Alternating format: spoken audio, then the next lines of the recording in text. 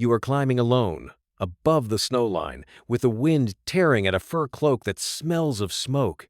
Your knees ache, your back aches. You are an old man by the standard of your world, and you have made this crossing before. You do not know that you have about 30 minutes left to live, and that 5,300 years from now, strangers will read your stomach, your tattoos, and the arrow in your back like a confession. Right now, you are only cold and tired and pushing for the high pass before the light goes. You have no name we can know. We call you the Iceman, a man of the Copper Age, in the mountains that will one day mark the border between Italy and Austria. And you are somebody we know it from the axe on your belt. Almost every man in your world carries flint and stone. You carry a blade of nearly pure copper, and a thing like that does not hang on the hip of a nobody. And whatever you are, something has gone wrong in the valley below, and you are up here, high and alone, for a reason.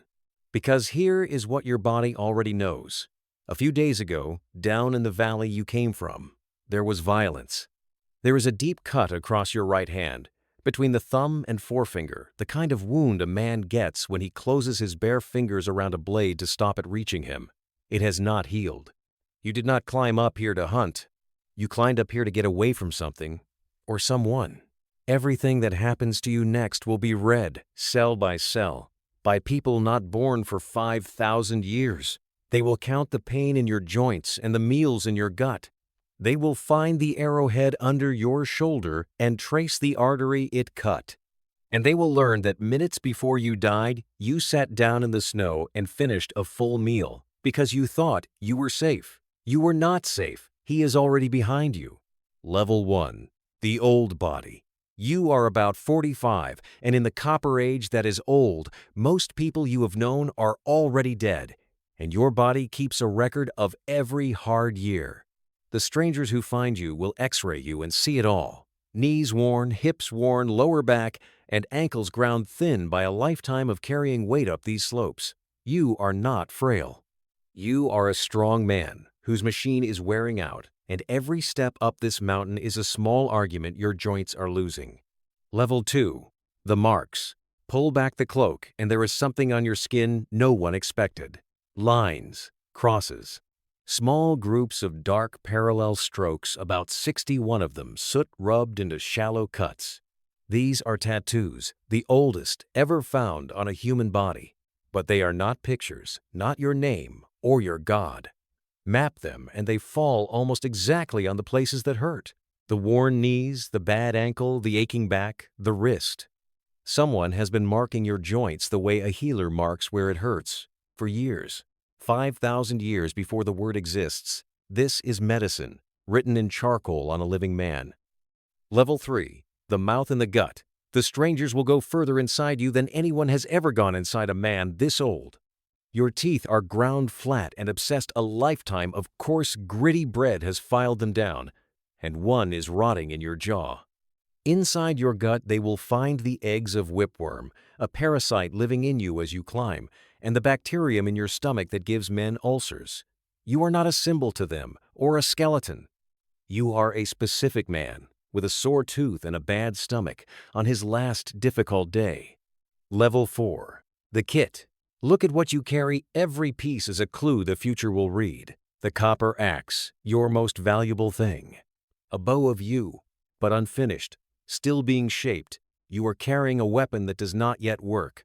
A quiver of arrows, most unfinished too, only 2 tipped and ready. Birch bark containers, embers wrapped to carry fire, flint tools kept sharp.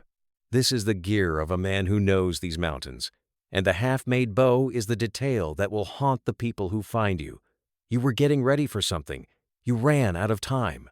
Level 5. The meal. And now, near the top, you do the most human thing in this whole story. You find a sheltered hollow out of the wind, a gully in the rock, and you stop. You sit down, and you eat not a panicked mouthful, a real meal. Fatty ibex, the wild mountain goat, red deer, einkorn, the old hard wheat of your people, ground into bread. You eat calmly, the way a man eats when the worst is behind him. This is your good moment. The wind drops, the food is warm in you, the high white world is silent and clean. For a few minutes, up here above everything that was hunting you, you believe you are safe. That belief is the cruelest thing the ice will keep, because the meal is the proof. 5,000 years on, the strangers open your stomach and find it full, and a full stomach changes everything. A man fleeing for his life does not stop to eat a heavy meal. The food in you, half digested, is not the meal of a hunted man. It is the meal of a man who thinks the danger is over, which means whoever is coming did not chase you up here in a running fight. He followed quietly and waited for you to do exactly this, to sit down, lower your guard, and feel safe. Level 6. The hand that fought. Go back to that cut on your thumb, because it tells the rest. It is fresh and deep and unhealed, which means it happened just before you came up the mountain. It is a defensive wound. You grabbed a blade with your bare hand. You were in a fight, hand to hand, close enough to smell the other man, and you did not win it cleanly enough to feel safe in your own valley. So you took your axe and your half-made bow, and you climbed, past the trees, past the snowline, putting a mountain between you and whatever was down there. You thought distance would be enough. You were wrong about the distance, and wrong about the man. Level 7. The arrow. You are in the hollow, the food warm in you, and somewhere behind and below you a man you cannot see has closed the gap. He has a bow that works, an arrow tipped with flint, and he has you in the open with your back to him. You never see him. You never hear the draw. The first thing in the world is the impact high in your back, under the left shoulder, a blow like being kicked by something with a point. The flint head drives in deep, through the muscle, and finds the worst possible thing, the great artery beneath your collarbone, the subclavian. It does not nick it. It tears it open. Level 8.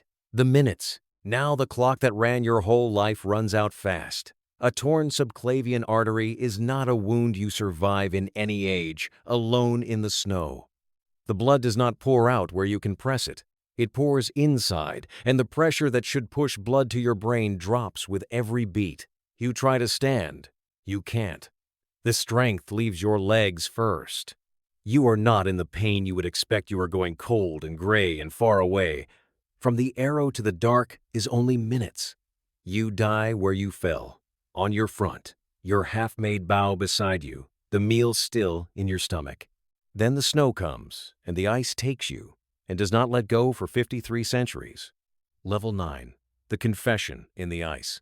Here is the strange mercy in it. The cold that killed the last warmth in you also saved everything and turned your murder into the only one of its age we can solve. The glacier freeze-dries you whole. Your skin, your tattoos, your full stomach, the arrowhead still under your shoulder, even the pollen on your clothes that names the valleys you walked through in your last days. Nothing is lost. And when the future finally reads you, it finds a murder. The angle of the arrow says he was below and behind you. The full stomach says you were ambushed at rest, not run down. The unhealed hand says the trouble began days before, in the valley.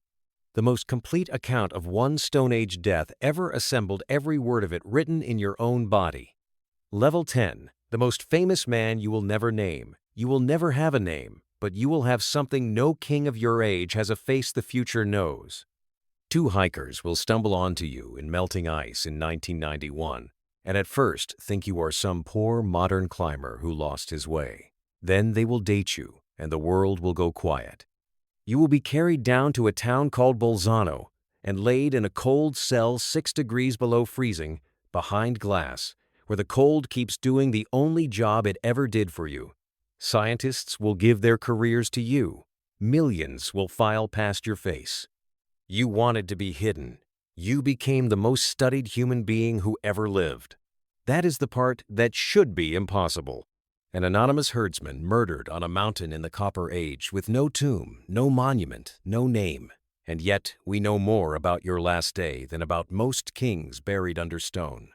We know your sore tooth and your worn knees, your last meal down to the goat and the grain, the hand you raised in a fight you lost, and the half hour of false safety in the snow.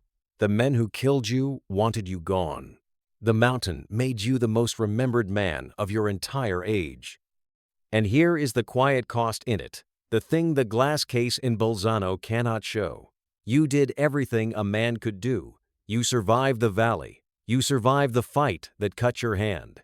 You climbed higher and harder than the danger should have been able to follow. You found your hollow and you let yourself rest for the first time in days. And it was the resting that killed you. The moment you finally felt safe was the moment chosen for you to die. The full stomach in the ice is not just evidence. It is the cruelest detail of a cruel day, the proof that you died believing, for a few warm minutes, that you had gotten away. This was the life, the whole life, read backward out of the cold. An aging man of the Copper Age, important enough to carry copper and humble enough to grind his teeth on the same hard bread as everyone else, marked all over with the small dark lines of a body kept moving past its time. A man who fought and fled and climbed and stopped to eat one last good meal in the white silence and was shot in the back by a man whose face we will never see, the way we will never see his. You are the oldest cold case ever solved, and the snow that murdered you is the only reason we can read the confession at all. Another life history for God is waiting. Subscribe.